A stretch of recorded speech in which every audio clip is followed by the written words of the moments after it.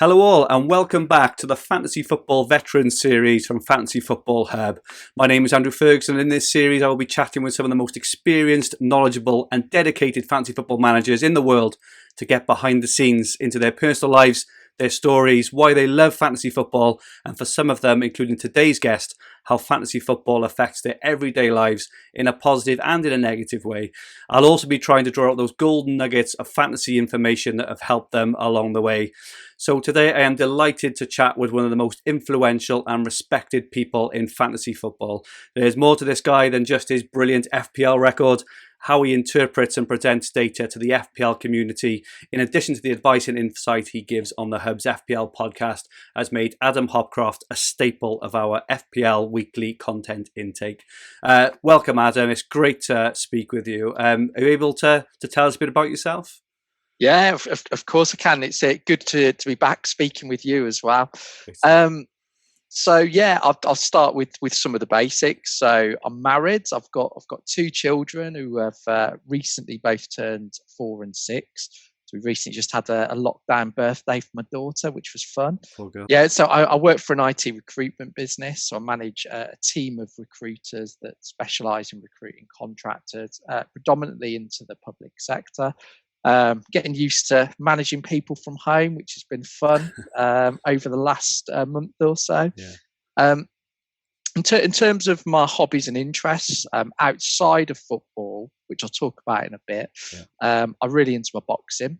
So I can remember getting into boxing round about the time sort of when Bruno, Tyson, Holyfield. I remember the Holyfield versus Lewis controversial draw, and I was gripped by that.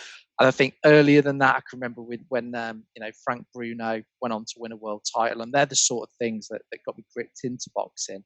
I became a huge fan of Joe Calzaghe, so I went to the Jeff Lacey fight, the fight against Kessler at the Millennium Stadium, but then probably more life-changing experiences was me and my brother went to Vegas to watch him versus Bernard Hopkins. So that was an absolutely incredible trip. We both took our partners with us. That was the only way we'd get to sign off.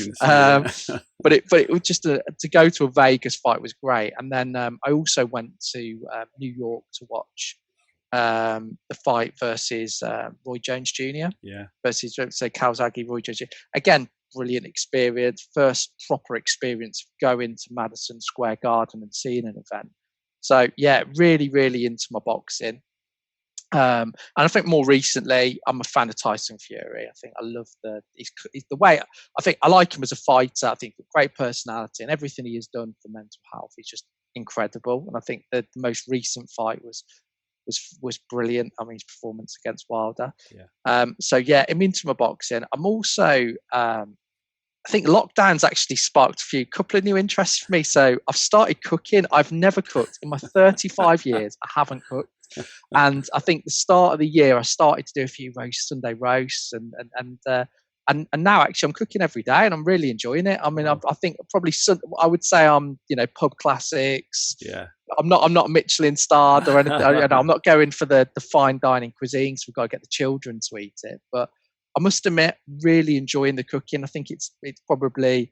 I think it's the time I get. It's the time. I've noticed that I get like an hour and a half commute time back either way, and it's great, like isn't it? Yeah. all this time, and it's like wow. And actually sitting down as a family, eating a meal, having the time to prepare and stuff, it makes a massive difference, don't it? You're right.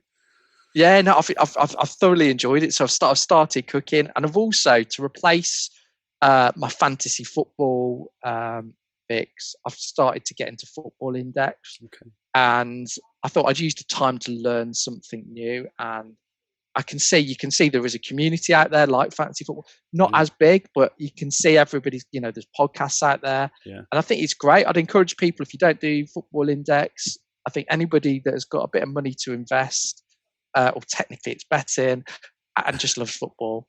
Give it a go. It is good fun, and I think it's something that can complement your fantasy football interest.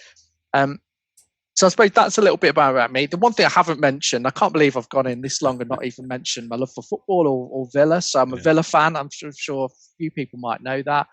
I started supporting Villa. I can't remember. First match was when I was 6, and my actual first, the game that I remember most, and I suppose I've got the fondest memory, is, and this sort of links into how I got into fantasy football in a way as well. So I it was the game. It was Dean Saunders' debut for Villa, so it was the first season of the Premier League. So I think I've been very lucky that I've grown up with the Premier League era. My first season that I remember was the first season of the Premier League, and it was Dean Saunders' home debut for Villa. I was in the Holt End.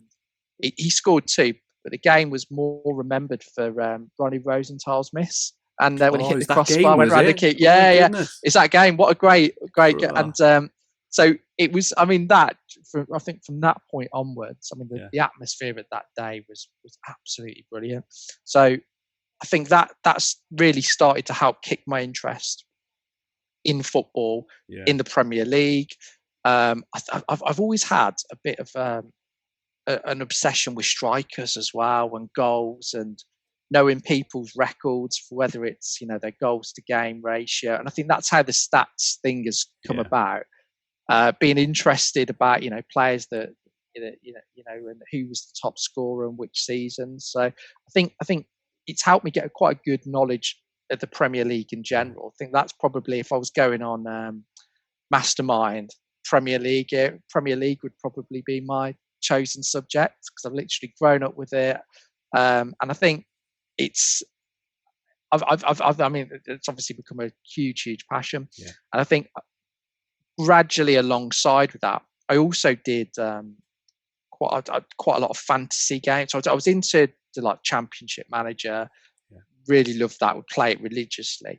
I also did through the post fantasy games as well. And so I think if I remember correctly, I might get I think it was like KJC or something along those lines. So what you would do each week is you have to put a couple of pound coins, sellotape it to the card that you would then send off, and you pick your team for the week and try and pick your tactic.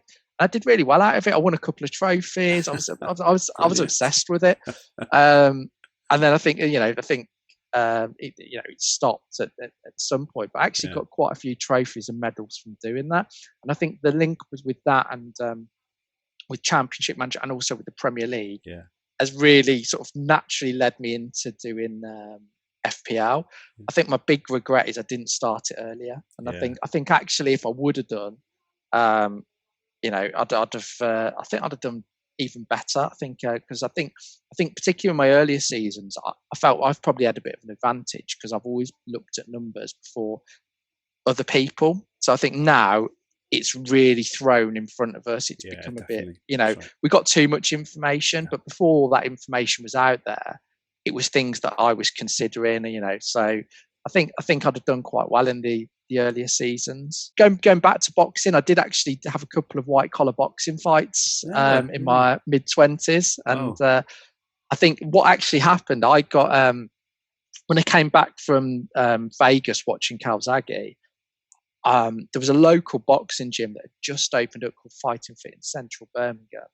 I thought, I'm going to go, I worked in central Birmingham, I'm going to go there and train, and I just then the talk about doing some sparring, and I thought, do you know what, I'm going to push myself out of my comfort zone. I've always said I wanted to do it, but there's a big difference between saying you want to do something and doing it. And it was one of the hardest things I've ever done. The actual the training was hard, but I remember the first fight. I've had 2 fights, won both fights, but the first fight, it was only 3 2-minute rounds, and it was possibly the hardest thing I've physically ever done, because when the adrenaline kicks in, you notice the effect of adrenaline. Firstly, you notice it because when you get punched, it doesn't hurt at the time.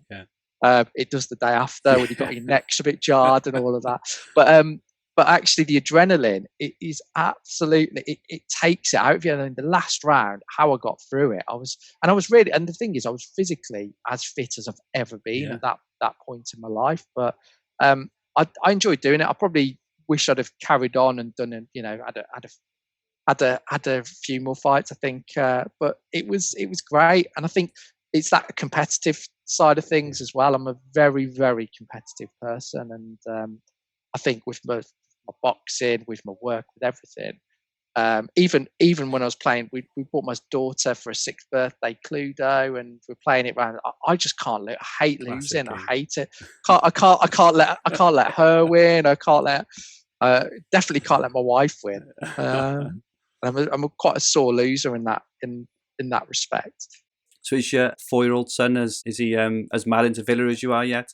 Actually, wow, he knows a few of the songs. My daughter's my daughter's 6. She's probably more interested. They've both been to Villa Park. So my daughter went when she must have been like 9 months old, far too young.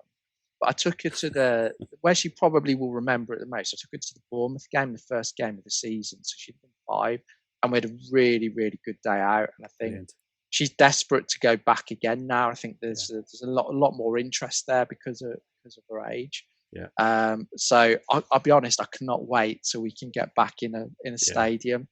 Hopefully it'll be in the Premier League when we're allowed back in, but who knows on that. Yeah. So. Cool. Okay. Well, thanks for that, Adam. It's great to meet you as a person and get to know about your aggressive fighting nature a bit more. Your competitive spirit. That's really, really good. In the next video, we'll be taking Adam down memory lane to hear about his early and favourite fantasy football moments. The link is in the description below.